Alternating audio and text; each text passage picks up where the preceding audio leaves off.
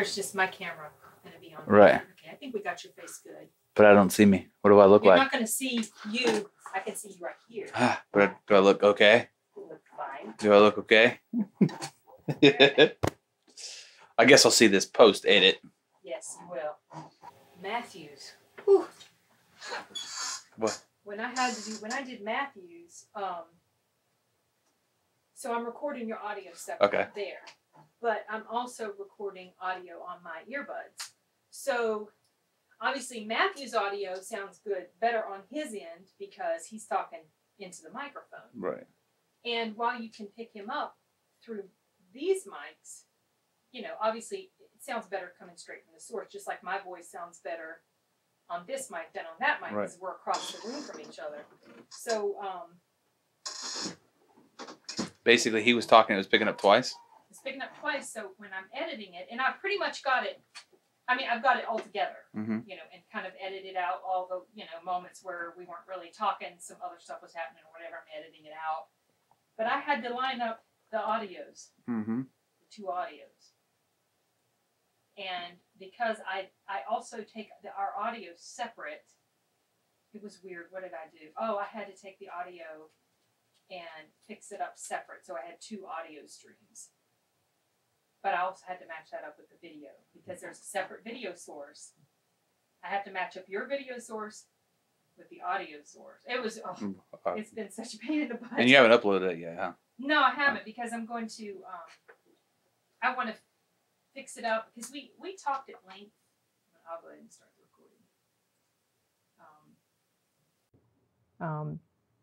And then I'll be taking your image and putting it over top that place where I have Terminator.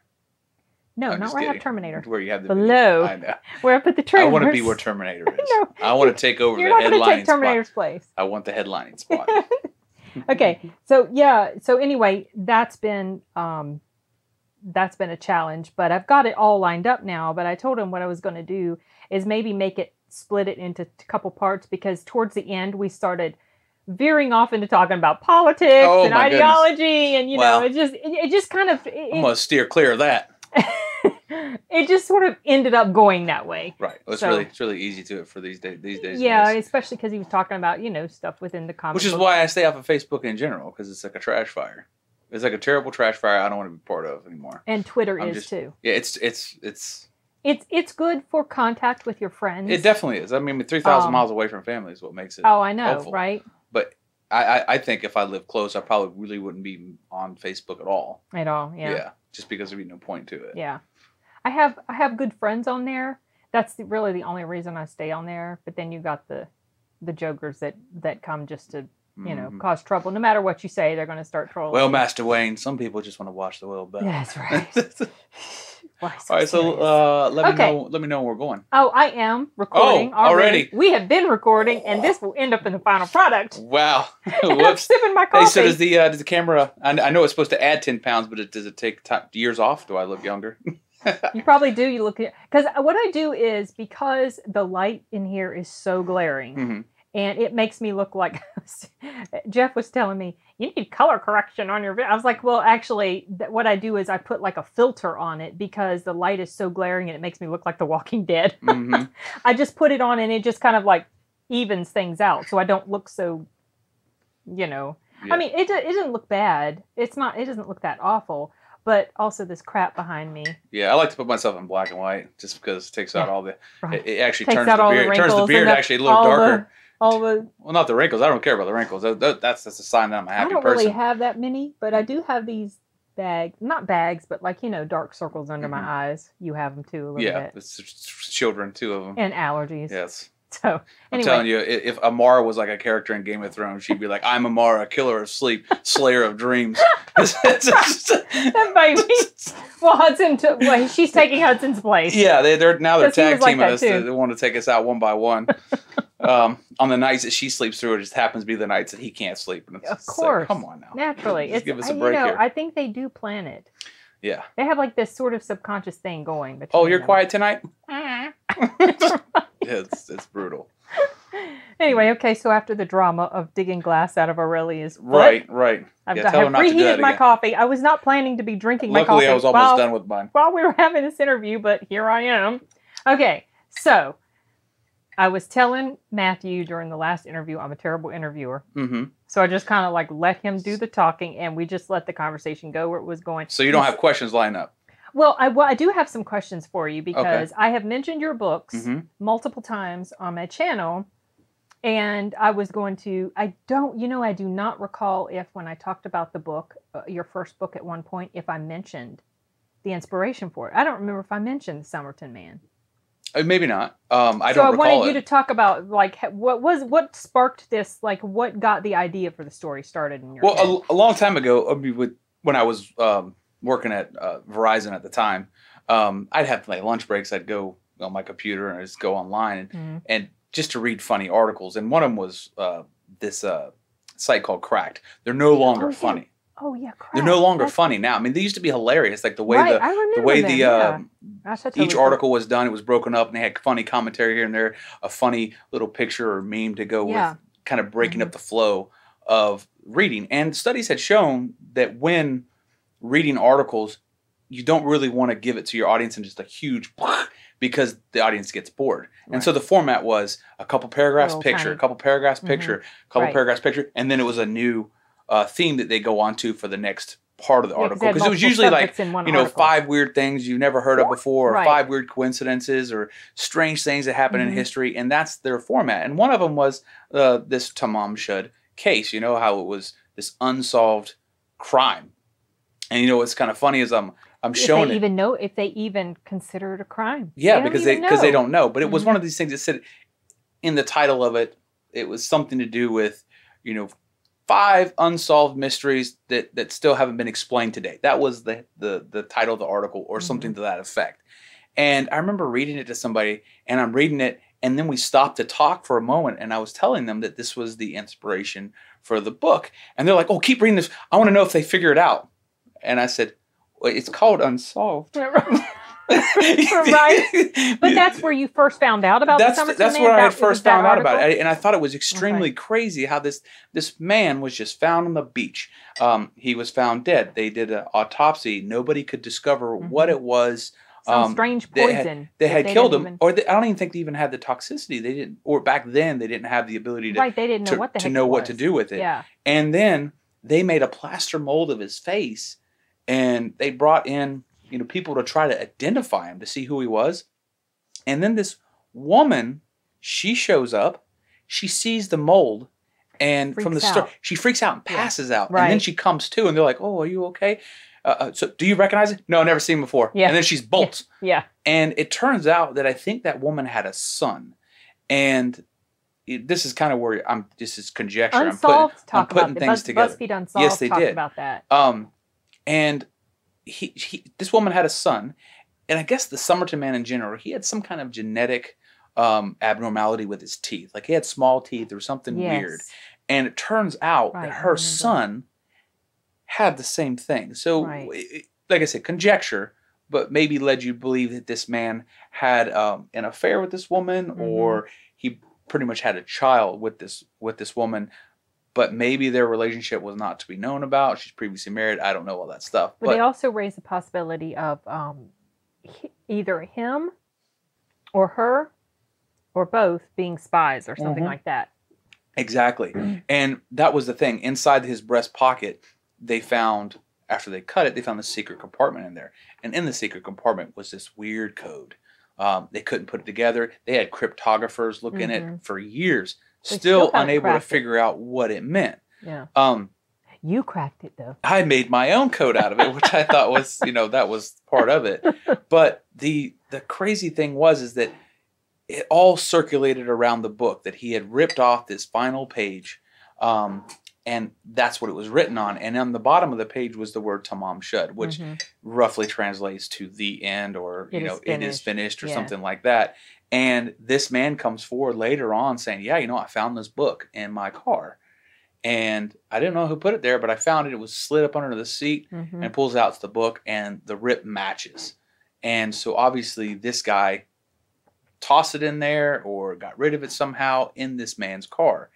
And which is weird. The book was the Rubaiyat of Why Omar Khayyam. And toss it then in the weird trash? circulations around the book in general happened also with this guy he was going to testify regarding something to do with some crime. And I'm not sure if it was, because it's been so long since I've read into the research of it, but he was going to do some kind of, basically come into court and testify. And he was found dead with a copy of the book. And then some other person. I hadn't heard that part. Yeah, and some other person, and I'm not sure if this was a female or not, she was found, apparent suicide, in a bathtub with her wrist slit. And a copy of the book was on her dresser. Now, the interesting thing was one or the other, whether it was her or this man that was going to testify, he had a copy of the Rubaiyat of Omar Khayyam, and it was the 17th edition or the 17th printing of the book. Well, upon investigation, there had not been 17 printings of the book, only 15. So how is it that he has the 17th edition when they had only printed 15? So typo or whatnot? I don't know. But it was just very odd. So upon reading that was why I had that underlying tone of the book, which is kind of in the second act where you realize the book is this murder mystery. He's trying to solve he's trying to solve this mystery of his uncle and what's going on. Figures out his uncle used to work for this secret government agency. And the idea of the 17th versus 15th printing is what gave me that second part act, which I don't want to spoil it what that is. But that's what it was. It's like, oh, how did he have a 17th? Well, I'll tell you how he has a 17th edition. This is how. Possibility, you know. And so I had a lot of fun crafting it from that story. A lot of fun and headaches. I did a lot of headaches. As a matter of fact, a lot of brain explosions reading another article on Crackles was what actually gave me the idea for my second novel on the hit list, because it was these another list, and it was just funny jobs that people had. Okay. And one of them was this guy had this. He worked for a delivery agency for like a restaurant, and he would do deliveries. And he had this horrible relationship with his boss, and that was it. Just this weird. The guy hated him or whatever it was, but I just thought it would be funny to have that same kind of interaction between my character and the boss, that he hated him. But not only that, not only is he delivering the sandwich, he's delivering drugs, and he realizes that he's the mule for the mafia/cartel. I didn't know where the inspiration for that came from. Yeah, that happened.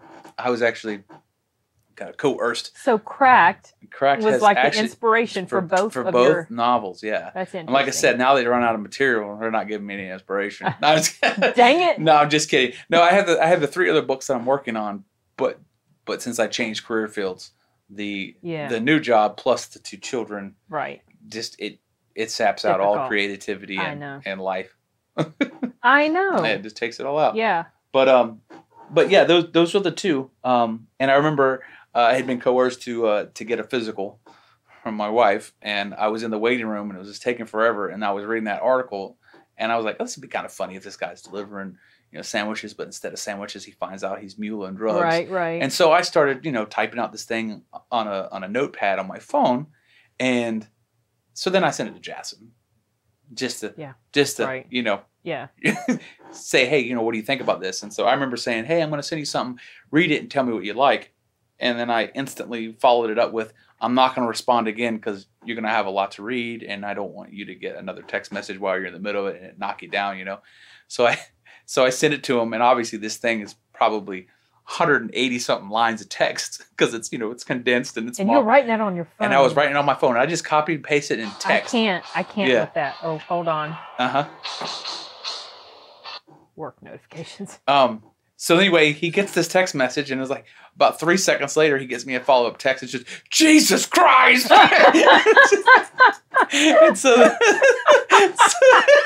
that's funny. So then I was like, oh yeah, this thing goes on for days, So I just read it, let me know. So he reads it, and then he texts back in a few moments, and he's like, dude, you need to make this happen. This is hilarious.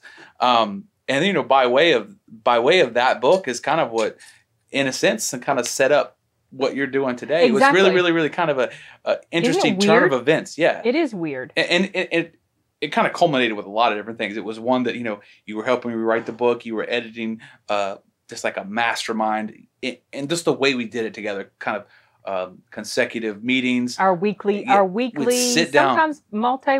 Sometimes twice a week. Yeah, sometimes twice a week. We do these little. I think it turned out to be my favorite way to write a book. One person writes a chapter, the other person reads it, and edits it, and then even comes up with different inspiration. And it was so crazy how a dialogue would just take form from two different perspectives coming in, and then ideas. Sometimes you add in a whole extra paragraph of internal thought for a character, and conversely with your book as well. That was really, really, really, really fun. I want to see that happen someday. That'd be great. Yeah. I'm kind of like where you are. I'm so busy with work. It's like it's always in the back of your head. It's like this little thing niggling in your head. Like I really ought to get it. But it's like the longer you stay away from it, the harder it is to get back to it. Yeah. And I think if I just forced myself to spend maybe 5 or 10 minutes a day, just going back to. I mean, I have it. I've got the note cards. Yeah, everything's here around me. It's just right here. Yeah, it's almost like having a midget that's behind you, pulling on your shirt tail. Like, right. Hey, I'm over here. Finish. Right. And you're like, sorry, I got bills. Right. So I got to do this editing over here. And I also, as I've mentioned before in some of my various videos, I have gotten to the point with my work that the working in audiobooks, which I love, but the work has actually sapped the love of listening to audiobooks out of me. Kind of like, how college and high school and all those dumbass papers you had to write when you would read something and all this over analyzing you had to do. That took away my love of reading forever. Yeah, like it's same with me. I stopped wanting to write, and so, but because this has happened with me, I started the channel. Because I like to talk about this, I don't have to sit there and write, and do all this, grammatical editing and all this sort of stuff. Sometimes I do. If I make a mistake, I'll correct myself. I have like a little scroll. I do see the scroll bar edit. Yeah, I'm too lazy to go back and finish the text, but here's what I meant. Well, what I mean is, like, I can't. I meant bit, not skit. I can't, right. I can't go back and I'm not going to go back and refilm it, because the whole theme of my channel is I'm just talking. We're just having a conversation. So to me, that's kind of like been my outlet where I want, because I loved reading and writing and creativity and stories and all that stuff. But because it's like that part has kind of been just like slowly killed from me. This is my outlet. Yeah, you got like this IV drip of poison, just like right. It's all Jeff's fault. No, Jeff is he's done amazing things. I'm really, really happy for everything that's happened. It's been great. It was so weird how it all worked out. Yeah, it turned out that you listened to an audiobook that he did and forwarded it pretty much like, hey, you got to listen to this guy. I think he did a really good job on the characters. And the problem, it was a lot of things that working parts that came together to make it right. The one was that I really liked it, and his voice was perfect for the characters. I could see the sarcasm. He could pull off Ellis, which is pretty much like me. Mostly me. There are little parts that aren't me, of course. Ellis did sound like you for sure. Yeah. But I liked his voice for it. It sounded great. I had a feeling he would knock it out. And so then he sends me a message back, and he basically said, look, I'm starting to get picky about what I do because I'm starting to pick up work, and I can actually afford to kick some of these. I wasn't working with him yet. You were not. Yeah, that's right. And he basically was telling me that he could kick things away that he didn't want to do. And alluded to the fact that, if it wasn't clean, that he didn't know if he wanted to take it on. Because he'd had bad experiences. I got to record, and he's reading this text, and it's he's guy trying to say. Right. So then he'd skip over it and finish it and have to send a message out. Hey, such and such author. What the hell were you trying to say on this segment? And then, but fortunately, I had edited it. Yes. So the fact that we just tore through that novel 2 or 3 times, especially that one because it was so small. Right. It was quick. It was, in my opinion, almost flawless. And I'm sure there's a small thing here or two, but for the most part, it was great. So. I sent it off to him, and he says, I'll let you know I'm going to read the first 5 chapters. So I said, okay. So I sent him the first 5 chapters. Yeah. And it was in the span of like maybe an hour or something like that. He got back to you He responded back. He's like, I'll do it. With the sample, he sent you a sample along with, he said, you had me. Yes. You had me at. Go ahead. Kindergarten piece of shit. That's right. You had me at your kindergarten piece of shit. And then he sent the sample. And he sent the sample. Awesome. I wasn't expecting it. And then I listened to it, and I did nothing but like smile like, this giddy kid in the candy store, you know. And then I replayed it several times. I said, I cannot wait to get started. Right, yeah.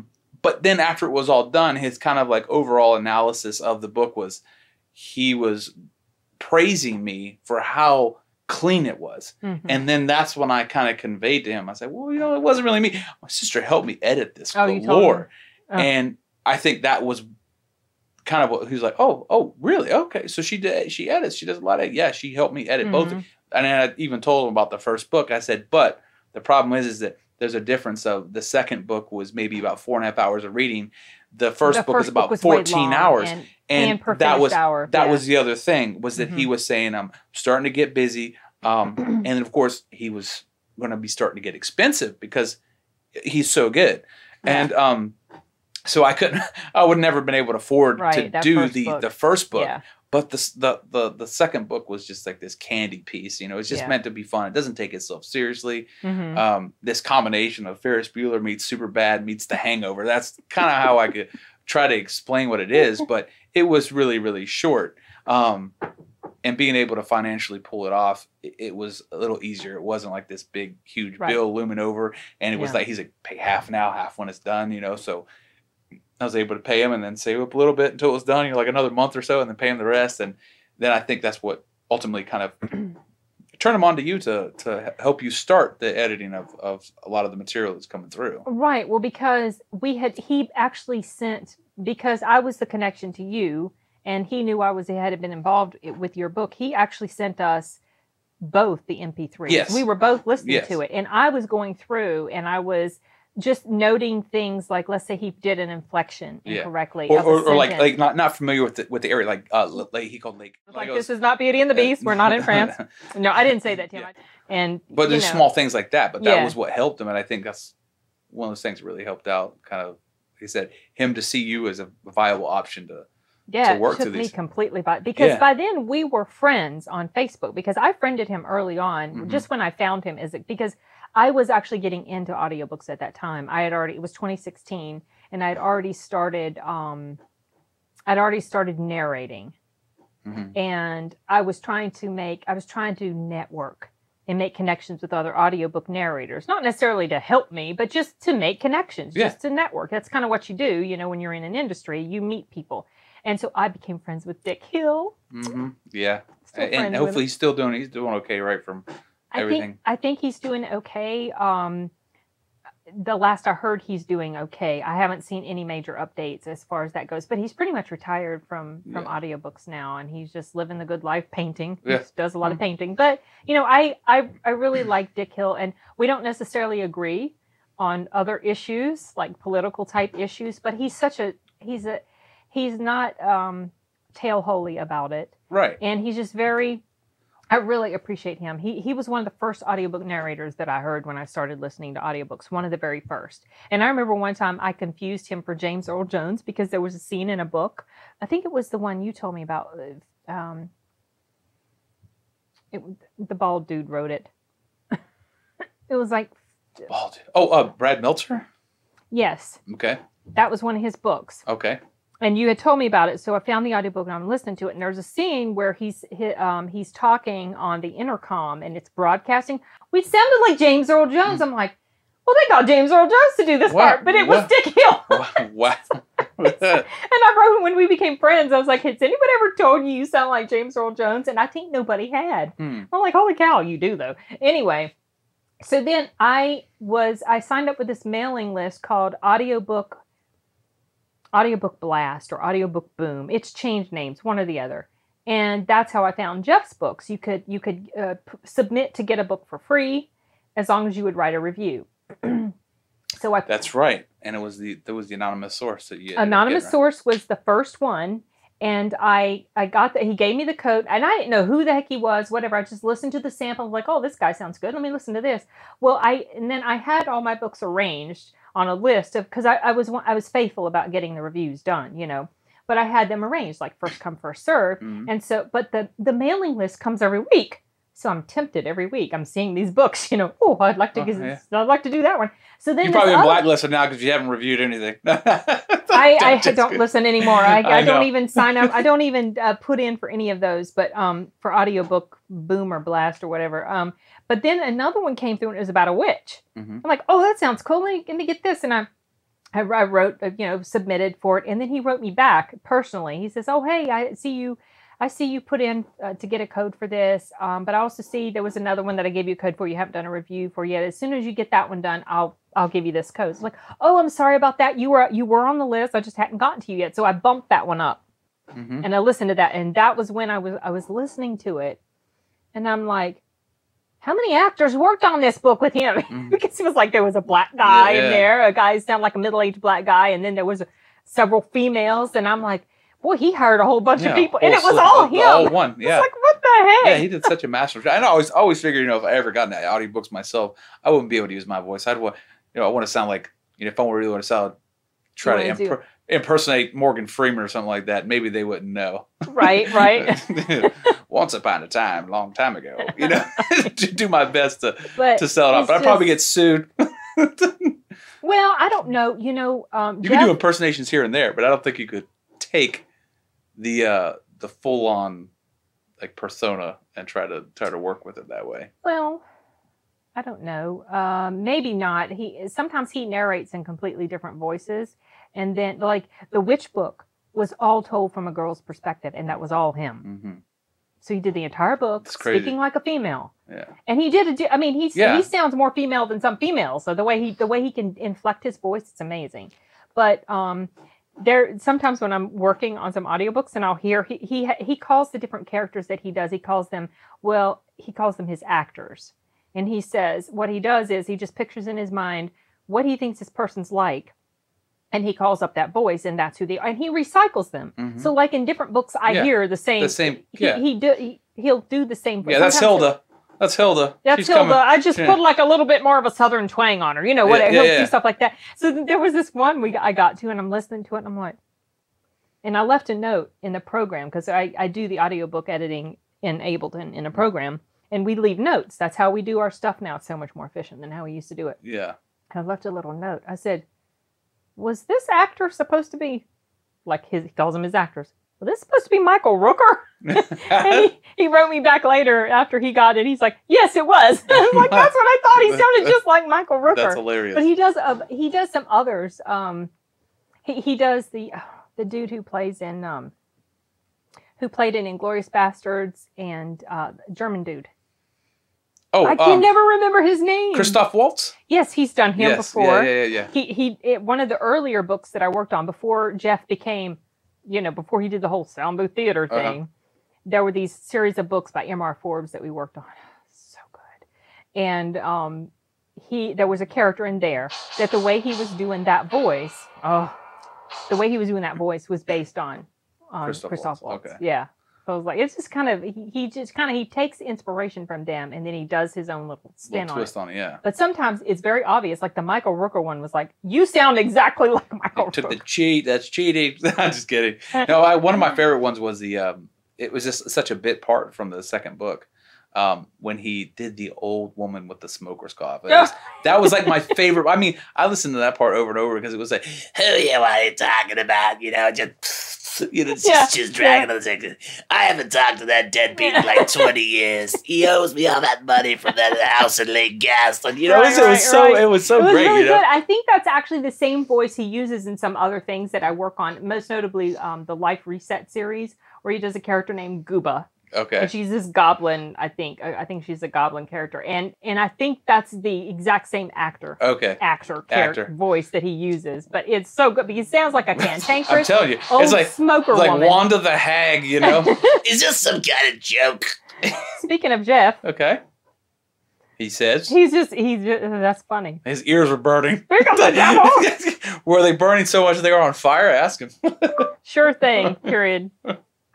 Talk about timing, period. I'm doing an interview with Tim for my channel, and we were just talking about you, period. Are your ears burning? Question mark. That's funny. Something I'm supposed to do. He knew. Anyway. Yeah, but I mean, those are the kind of like the labors of love you have, and you know, just writing the book was to write it for fun, kind of like the channel you started on YouTube was just to be fun, and then out of nowhere, you know, I'm faithfully like listening to these things as I'm driving to work. You know, it's cool because I don't have to necessarily see like your little videos that you post. My videos. I'll listen to the reactions, or I'll listen to you know, some of the things that were going on, whether it was a movie trailer or you know, a book that was coming out, like the Sandman, you know, the Neil Gaiman. Yeah. But I would just be listening to them as I'm driving because I have this hour commute or hour and a half commute. You. We're not so far away from each other. Exactly, and and also it was giving me kind of heads up on trailers that because I don't get a lot of time to watch these things that pop up, and so you would be saying, hey, there's something here, this new movie, whatever, and that's how I was finding out about them, is because they were showing up kind of from you either reacting to the trailer and then kind of giving your analysis or thoughts on it, whatever. And that's all it was. Yeah. And then all of a sudden I remember I was like, oh no, what was just close to 1,000 people out. That wasn't it like 300 just a couple of days ago? It was like, and then out of nowhere it was like, you know, 1,500 and then boom, 4,000 out of nowewhere, and it's like, you know, holy still cow, climbing. what is happening? Yeah, and I was like, what's everybody thinking? She's not that interesting. I'm just kidding. I'm kidding. Were you one of the ones that answered the poll? And because, you know, I did a poll like so I wanted to do something to mark the occasion, and I put a Q&A. Don't do anything. You're not that special. You're not that interesting or something. And there were some people that. No, I'm not that mean. No, definitely. I think it was the Q&A, the one that I might have clicked on. A lot of people did, and then I was getting some advice. Don't do a Q&A because one person's like, not because I don't want to know, you know, stuff, you know, more stuff like trivia sort of thing, but because sometimes if you open up too much, people get mad, and then they reference the Hodge twins lost 10,000 subscribers when they came out as conservative, you know, or basically not leftists.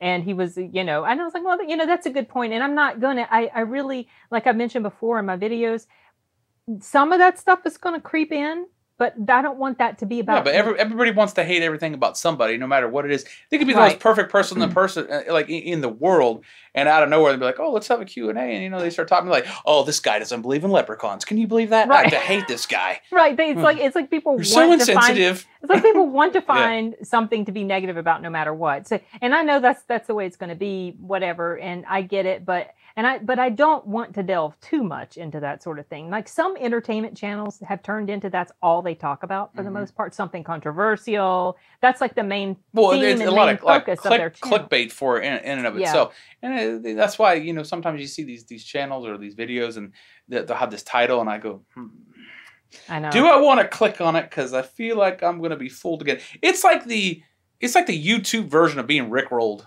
You know, you click on it, you're like, oh, man. There have been so many. This title was misleading. It was misleading. So there are so many things I've clicked on talking about Kathleen Kennedy is out and Hayden Christensen is back in. And now I click on it, you know, and I'm like, they're just speculating. Yeah. They don't know. So we just got this from a guy who knew a guy who had a brother that used to be the guy these Disney execs that drove the Star Wagon. He says. It's so annoying. But anyway, so I don't know. I'm thinking about, like I mentioned before, doing stuff like movie reactions, show reactions, because I do want it to stay focused on entertainment sort of stuff. That's the whole. Yeah, you want to do what it was originally designed for. This is you know, the entertainment was, you know, the movies, the reviews, and then some comedy skits, because that's all it is. That's all entertainment as well. Even though it does, you know, that does bring in other more serious aspects and subject matter and stuff like that. It's not intentional though. I mean, it all depends on what the subject matter of. You know, each, I guess. And I'm starting to feel like a little pressure. So I've got this underlying concern, like, what if it just becomes obvious I'm just a complete joke? I feel like there's really nothing there, you know. And I'm like, what if I'm watching stuff and I can't think of anything useful to say, you know, because sometimes at the very end. Yeah, that was funny. That's it, guys. Bye for now. I have nothing to say about this video. Can't think of anything else to add. That's like my tagline. This guy summed it up perfectly. You probably should have just watched this video. You know, it's weird because sometimes there are some things where, like I watched this one about Bert Kreischer. and they said I said his name right, and I think that's the way I pronounce it. He was talking about this time. You've seen that? He was talking about this time he went to Russia. It was a school field trip, and he was in Russian, in Russian class, you know, like taking the language class. And he goes to Russia, and he ends up hooking up with the Russian mob, and like, yes, did you see that? I did. Yes. So I'm watching it, and it's funny, but there wasn't anything sort of like profound to add to it. You know, there was no sort of social commentary. It was just this story about what happened, you know, and it was funny, and I made commentary about, oh, you know, maybe the cops were probably corrupt or whatever, you know, but there was nothing. And I felt like, wow, that's just kind of like I didn't have. So I almost feel like there's this pressure that I need to have something really super profound to say, even though Dad, interruption. When a trip to something happened. All this will be edited out. Okay. Oh. Yeah, I didn't know you were recording. It's okay. I'm having my my celebrity moment here, where I'm discussing, you know, the finer details of being a success. Raise your finger. I would have stopped right away. She did. I did, but you didn't see me because these things are in the way. I said, oh, bad interruption. What are we talking about? Oh, yeah. I was saying I feel like this pressure sometimes I need to think of something, you know, really important to say or significant. Right. But the thing is, when it happens and the video is done and I'm just talking about I forget all of that and I just say what I'm thinking. It's and that's what it's supposed to be about. And I know, but I'm like, I feel like I need to perform, but it's like, I'm not a good performer. But I mean, if you think about it, it's like having these pre-scripted dialogues. Yeah. It comes off as unnatural. And sometimes you can tell when somebody has those kind of, you know, written out or those kind of like bullet points ready to go. Right. Well, it kind of defeats the purpose of a reaction. Right, so exactly. Reactions are supposed to be pure, but a lot of people have told me that most reaction channels, they just like, ha ha, and then, oh, that was funny, and then that's the end of it. Right. You know. There's nothing after the fact. Right. And it's like, when I see something, I want to talk about it. Yeah. So this is me talking about it with everybody. So that's what I do. And so whatever I talk about, it honestly is, it's nothing I've sat there and strained to think about, you know. It just kind of comes into my head. Or after the video's done, like pretty much pausing it and going, okay, now what am I going to say about this thing? Okay, I have to have my thesis, and I have to have my point, my body, my paragraph, and then I'm going to pull it all the way around, you know, in conjunction with my conclusion.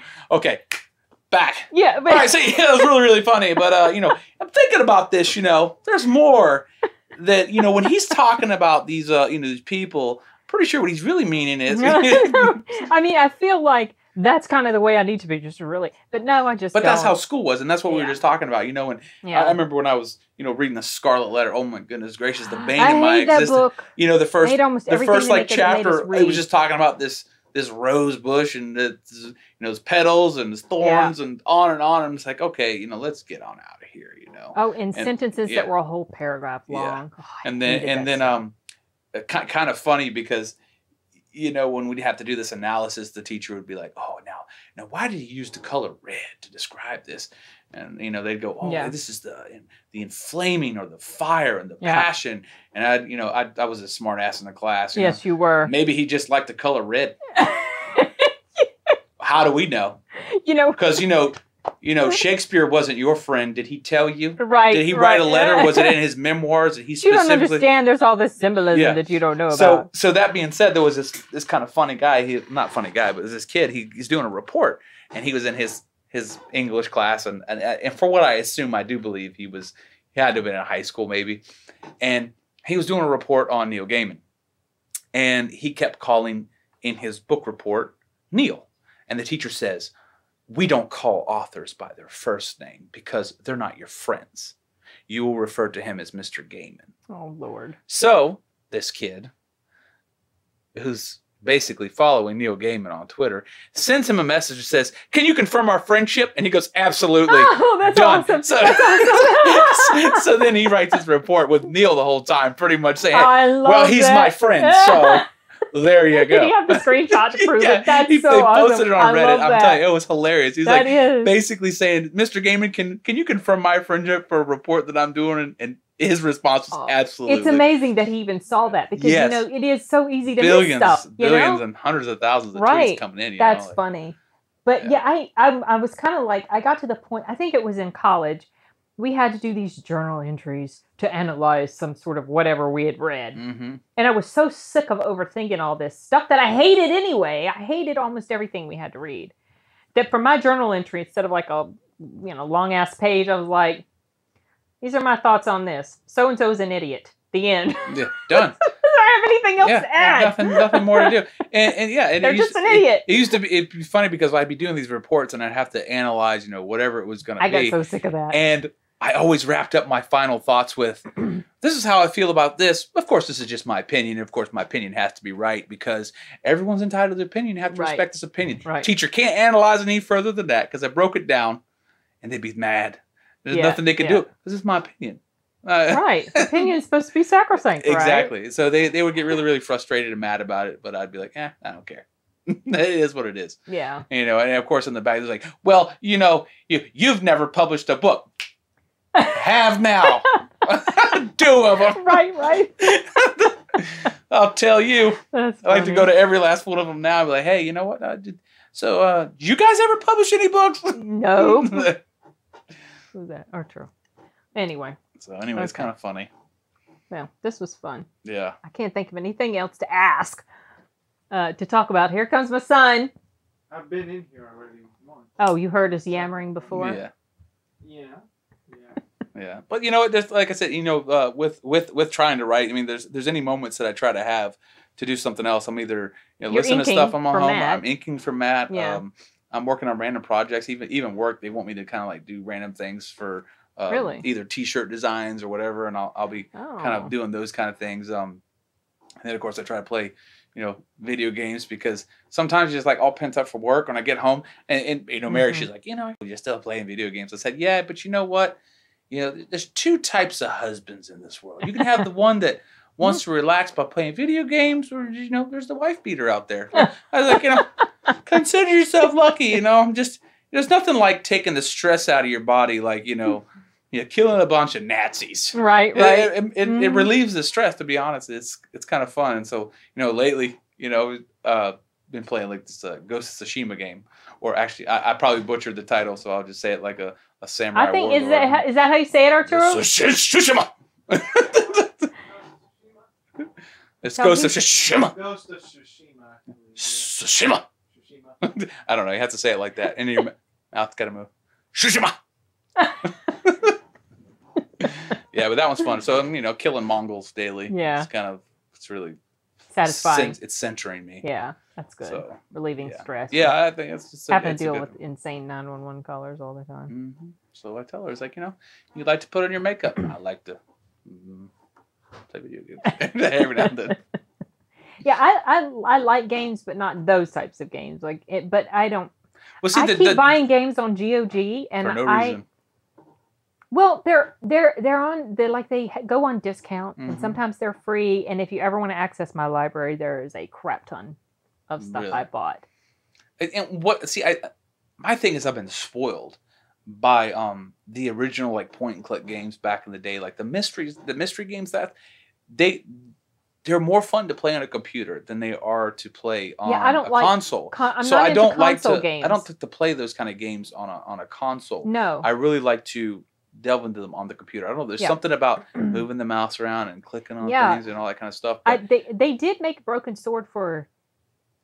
It was for Nintendo? PlayStation. It was for PlayStation a long time ago. The original Broken Sword. Yeah, the original Broken Sword game. I thought it was just for Wii. For the Wii. No, the original Broken Sword. It came out for I think PlayStation 2 back in the day, maybe, or it was PlayStation 1. It was really old. It's just more suited. The one thing I hated about that game on there, I liked the game, but it just took forever to load for it to start because it was an older system back in the day, and right.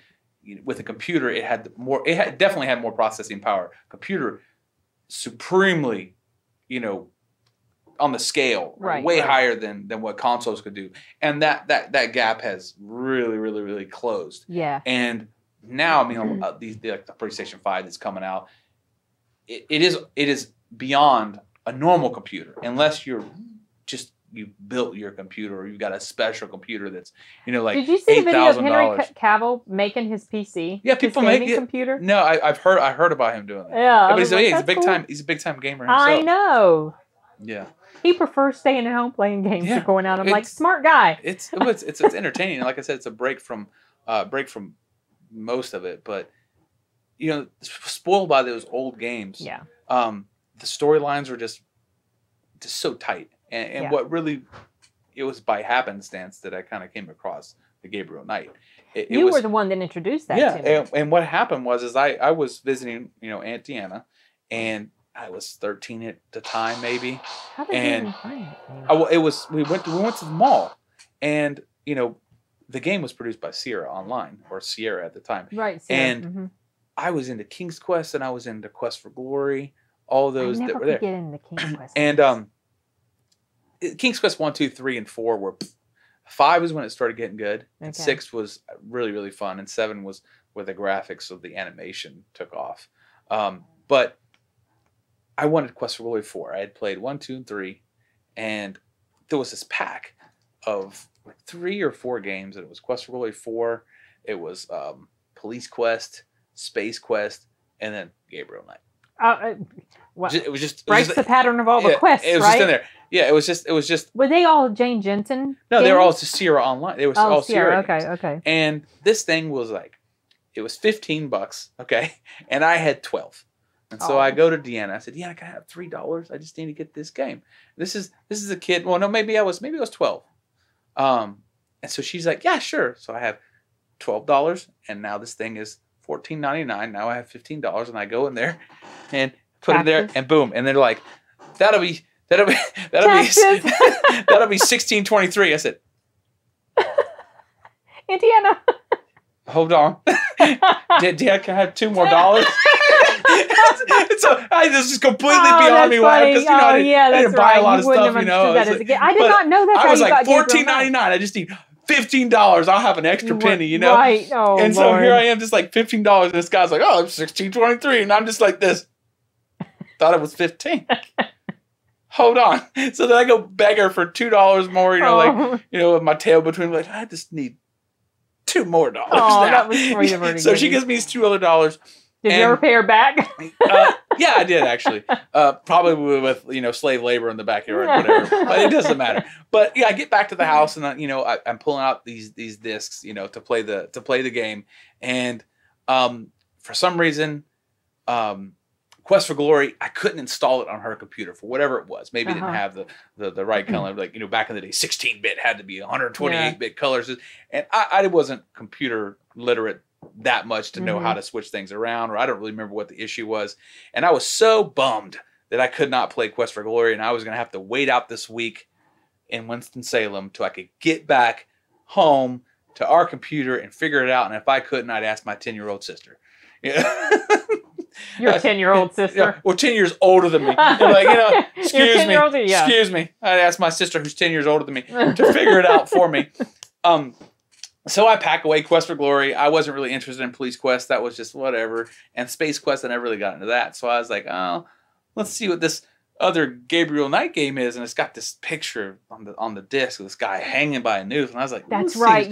This seems pretty scary. I don't know if I'm going to like this or not, So I plug it in, and man, the intro starts up, and I was like, oh, it's kind of interesting. What's going on here?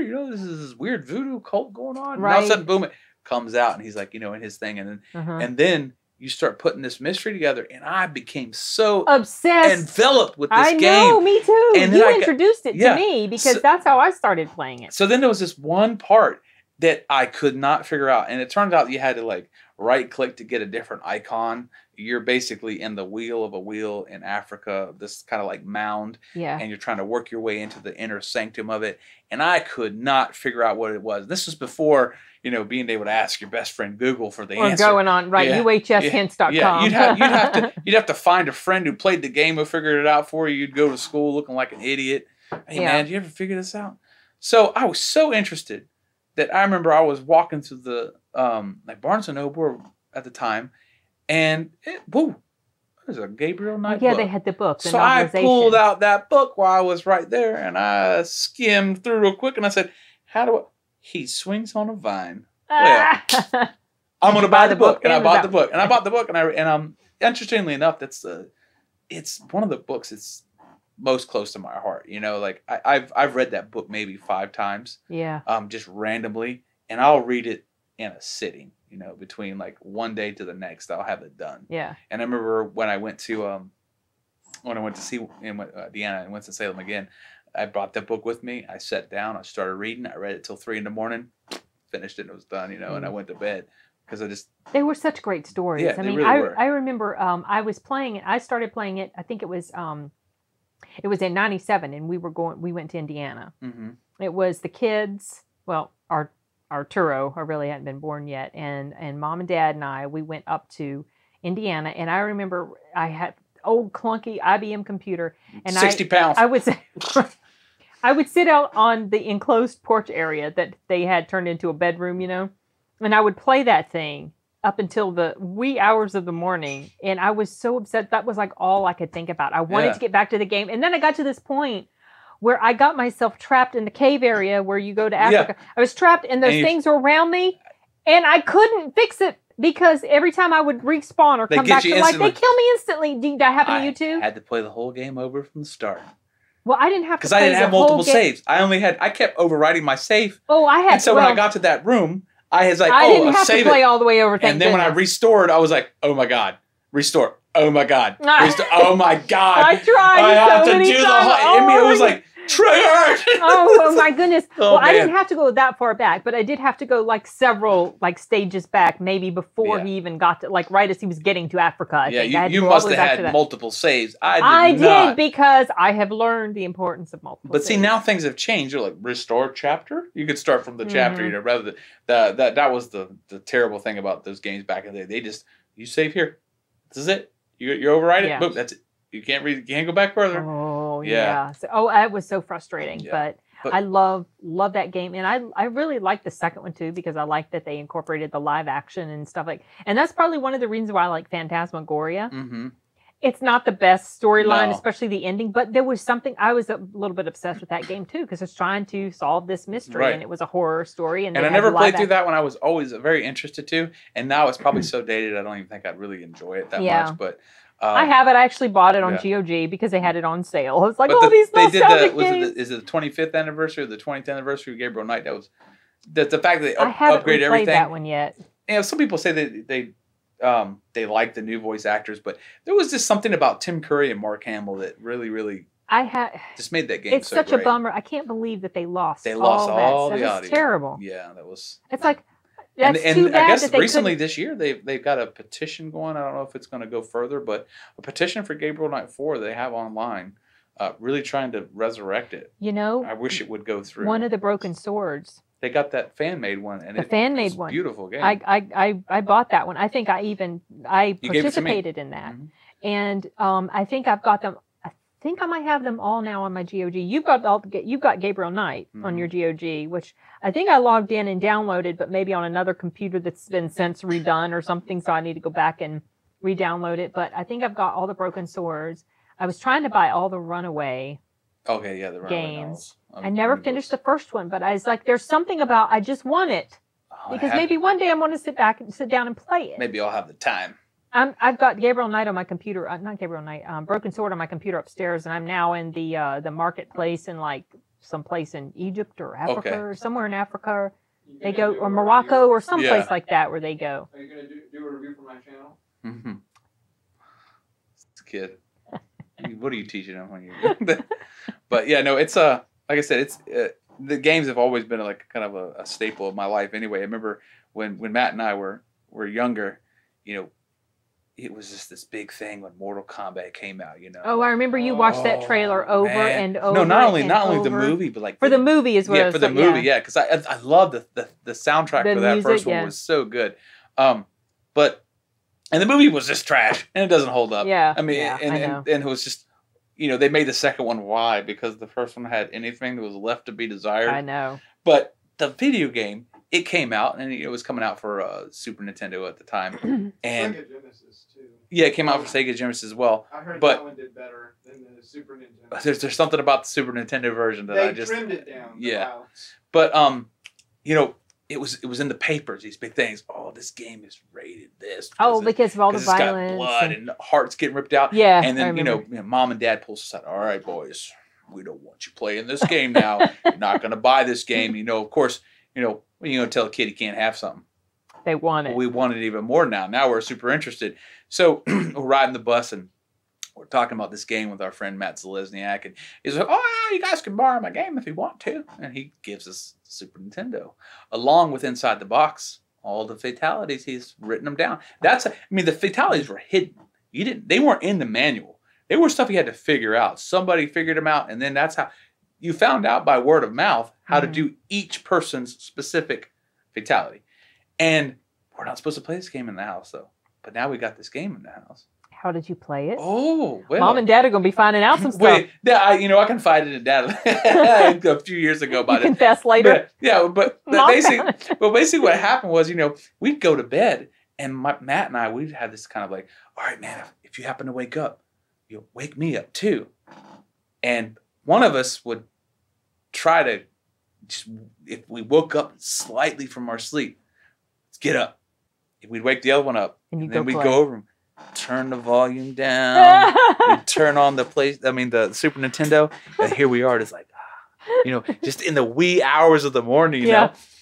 And like we'd be before school or during the summertime? It didn't matter what day it was. Oh, that's funny. But then Dad would come in to wake us up for school at like 6:30. No wonder you guys were so tired. And he would be like, "Why are you boys so tired all the time?"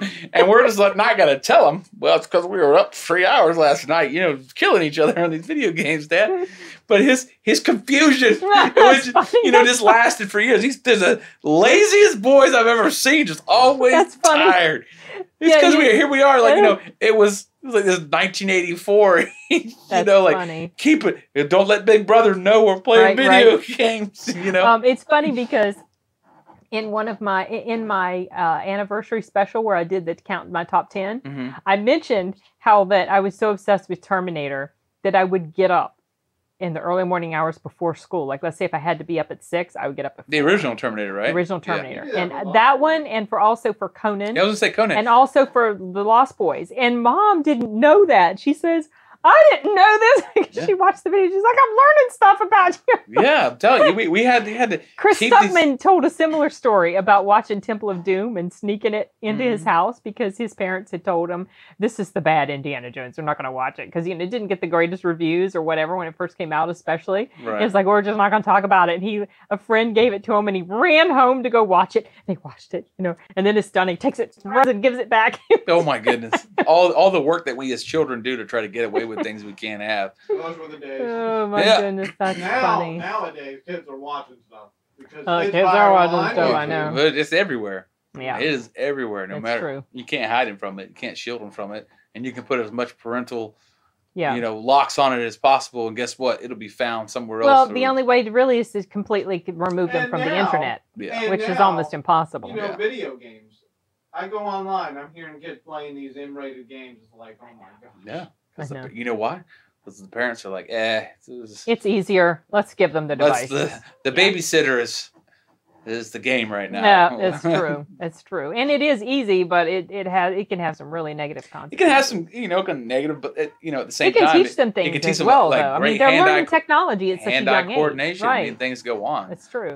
Plus, picking up on a narrative or learning how a story's told. Character development for character as well. I mean, so, there's benefits. There's also negatives. I mean, it all depends on, what's happening. Is the kid getting home and playing for 12 hours straight? Finding the right balance is important. And that takes parental oversight. Yeah. But anyway. Yeah. Why not somebody explain the times he let me watch him play those in games back in the day? Well, we won't get into that on this channel. No, not this day and age. Yeah. I mean, that's the past. I've already been forgiven for that. Don't bring it up. Yes, that's right. I'm not going to hold it against him anymore. Yeah. Why? Okay. Well. But that was fun. Thank you for having me on this little moment here. I got a lot of editing I got to do, getting the audio lined up. And trim it down. Yeah. Trim it down. I do it. So, I mean, I'll probably maybe cut it into parts. I don't want to trim too much out. I mean, it's fun to, even if nobody else wants to watch it, it's up there for you to rewatch or Matthew, Exactly. If Mom or Dad wanted to watch it. And then like in 60 years when I'm super famous, somebody will find this video and be like, he's canceled! Canceled because he said something about Tsushima. Yeah, it'd be something, Right? it'd be something really super dumb. Cultural appropriation. Oh, I'm triggered. Oh my gosh. Okay. Can you believe you pronounced that word wrong? Cancel him. Cancel. Oh Lord. Thanks, Sam. I appreciate you having me on the channel. Well, it was great having you, Tim. All right, that's all for now, folks. Yeah, that was weird. Yeah, it was. Okay, so we're retaking our exit. Yeah, it's somehow the camera. It turns off when it goes a certain randomly. way. It had already turned off once, and I started it, and I was keeping my eye on it. I have no idea now where it turned off. It could be the whole thing about you playing video games in the early morning hours. Yeah. It was not even on there. Maybe. That'll be sad. I know. That would be terrible. But that's, it is what it is. You can't anyway. recapture that moment, but we can at least recapture the... Yeah. Thanks, Sin. I appreciate you having me on your channel and taking the time. The way you were rehearsing that, I don't know, made me think of Joker. He was like, thanks, Murray. Mary, I'm somewhat of a comedian myself. All right, thanks. I appreciate it. Later. Oh, shit. I wasn't recording this. Wow, technical issue. We have to do it again. I started that one recording, but I didn't turn that one back on. Here we go again. Take 4. Take 4. Because this camera keeps cutting me off. We were trying to say our exit. Yes. Thank you, Sid, for having me on this wonderful channel. I'm glad I was able to really just get this moment to get all of our feelings out in the open and air them out like dirty, stinky laundry. All right. Well, thank you so much. I appreciate it. Okay. Bye. Nos vemos. It wasn't recording! The Murray tank was actually pretty funny. I know. I've got you on there, Yeah. and I can't actually put it in. It's just you won't see me. Yeah. But I could keep that on there. I Yeah, can keep that that's on there.